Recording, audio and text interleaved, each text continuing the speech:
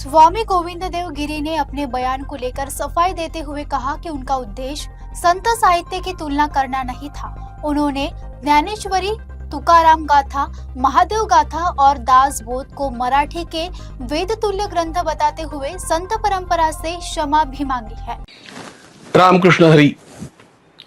विद्यापीठाच्या चर्चासत्राचा विषय ज्ञानोबा ते तुकोबा असा असला तरी तो मराठी भाषा गौरव दिनही होता, म्हणून दासबोधाचा उल्लेख माझ्याकडून झाला।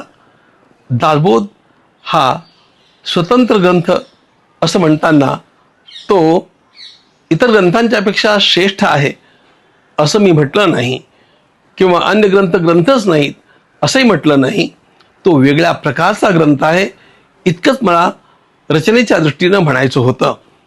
पण विद्वानांनाही हे लक्षात येणं अवघड होऊ लागलं, म्हणून सामान्यातल्या सामान्य भाविकाचा कुठल्याही प्रकारे गैरसमज होऊ नये या दृष्टीनं मी अत्यंत विनयानं माझे शब्द मागे घेतो आणि आपल्या श्री ज्ञानोबांच्यापासनं माऊलींच्यापासनं आरंभ होणाऱ्या संत परंपरेला साष्टांग प्रणाम करीत मी माझ्या प्रमादाची क्षमा याचना करतो।